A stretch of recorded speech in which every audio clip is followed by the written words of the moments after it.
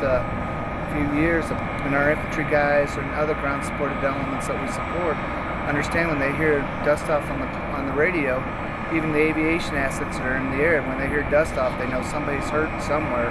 And a lot of times gun support will come our way. Ground guys are ready for us because they know we're there to help them out. My name is Robin Fine. I'm the operations officer for the Medevac company here, Charlie 6101. It would be foolhardy to think it was a safe job. There's no way to really take the risk out of it because there are a lot of people out there who don't want to see us succeed. But you know, we do a lot of training. We train daily on the skills that it'll take us to stay alive here and to get in and get the patient and get out quickly.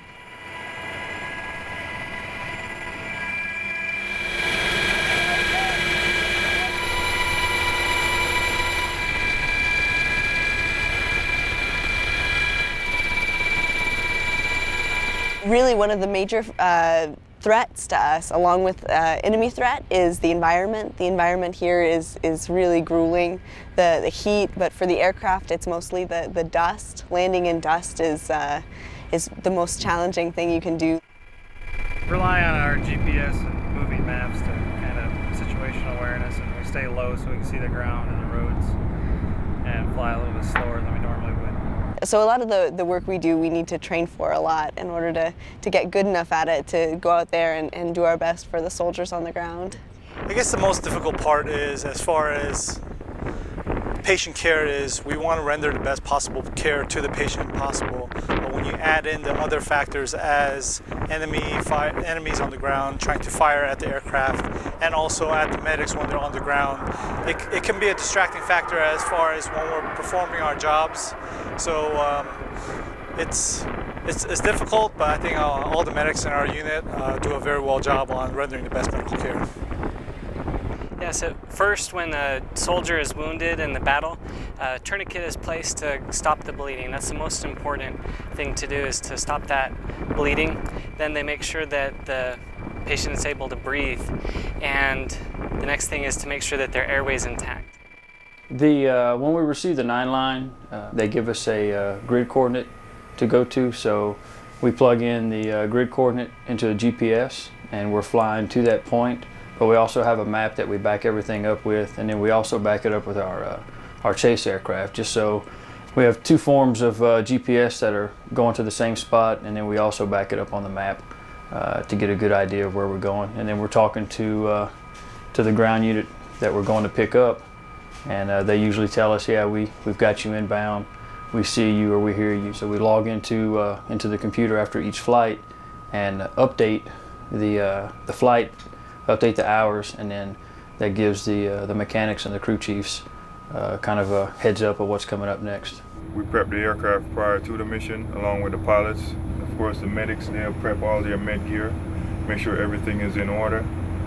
During the flight, we have anything that comes up during the flight. That's any of these caution lights go off up front. You know, if the pilots don't know what it is, we make a note if we can't figure it out right then and there. And we come back and we'll troubleshoot it and help with getting the patients on the, if it's by the roadside or if it's on a fob. You know, your job pretty much away from fixing aircraft when we take off out of here is to help the medics to get the mission done. Things have been picking up here recently, and 7 to 10 runs probably is pretty normal for the area and the pace for our crews. It has picked up, and it's not something that everybody loves to do, but we get the job done as a team, and that's what we're here to do. It's all over time, it's always changing, but when I was in Iraq in 05-06, it was much less intense conflict than here, and maybe the tactics to take down aircraft were not as advanced as they are now. They just didn't seem to really mess with us as much. But they've evolved and we've evolved, and there's a greater threat now, definitely. There's a lot of people getting hurt here, but we're doing our best to save every life we can, and I think we've gotten a lot better at it as well. Really, we just treat whoever needs us. We're here for everybody. We do carry insurgents and just ensure that they have guards with them once we pick them up, so that as they go through the system they become detainees and they're still treated with the best medical care in the world. This is tool that we can use in this austere environment to get to soldiers that we normally wouldn't be able to get to by regular means, laying in the aircraft. We can land this aircraft on 3, 2, or 1 wheels. That's always the preferred method. 2 reasons. One, it's a lot faster, so we're on the ground a lot less time. The patient gets better treatment and back to definitive care much faster. We have a ton of really experienced pilots. The way a Black Hawk crew works, you pair a very experienced pilot, the pilot in command, with a young pilot who maybe is just out of flight training or not quite ready to be in command of a cockpit. And so you put those 2 together, so one is consistently learning and assisting, and one is in command, and you've got a really good team. So.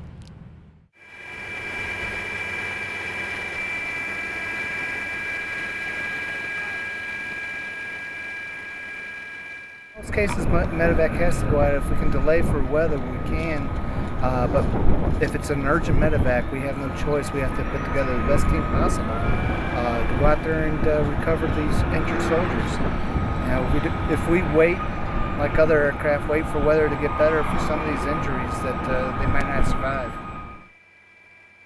Go about half the time out to a little forward operating base or command little post and pick up people.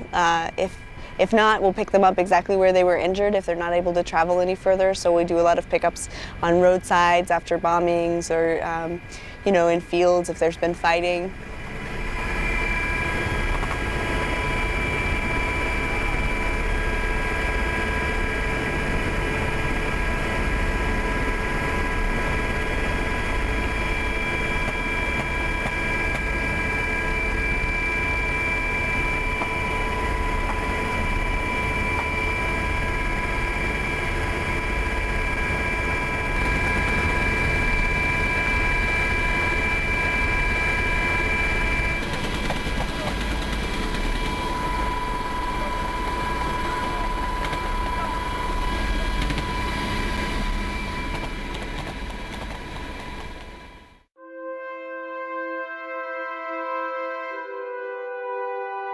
Medevac and Role 3 healthcare workers are there for everyone.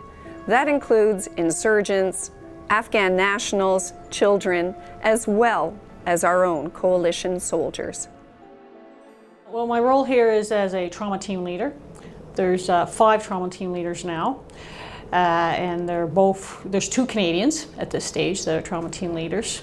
And our responsibility, whether you're Canadian or American, is the same thing. And our responsibilities is to bring them into the hospital, stabilize them, and make the decisions of what investigations they require, where they're going from the bay to the OR or to the floor, or what's the next step for them. And that's all done in the trauma bay.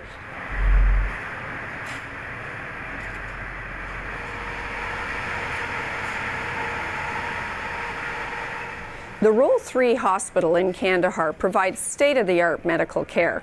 They have a 98% success rate if Medevac can get the patients to them.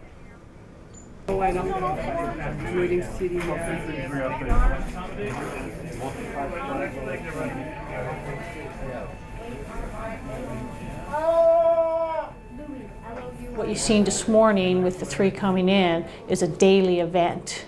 So we work together all the time. Our skills are continuously improving. Once we go through what we just went through, we'll get together, we'll debrief each other and discuss what could we have done better, what should we change next time. And I'm just proud to be part of the team that we can bring them from, and I mean that team right from the medics in the field who bring them to us, get them to us alive, and then for us to keep them stable and get them into the ORs. It's just a proud feeling to be able to do that. We find that all of the coalition nations that are working here work extraordinarily well together. But we do get children that are brought to us either from the theater, as you said, from an IED blast, or they stepped on a anti-personnel mine, or they were playing with a round of ammo, for example. They will come to us, particularly this Role 3, because of the fact that we do right now have a pediatric intensivist on staff. Any casualty that you get into the Role 3 is very disheartening. But when you get children that makes it even worse.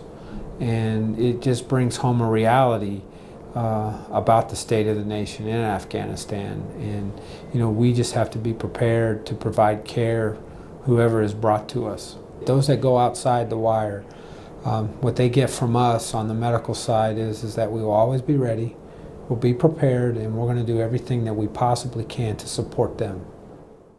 Honoring the fallen is important for the healing process. The Canadian Forces offers a program for bereaved families to visit Afghanistan. This is a very special place. I know that you've visited your loved one's image. So your loved ones are very much in the company of those who are still on operation.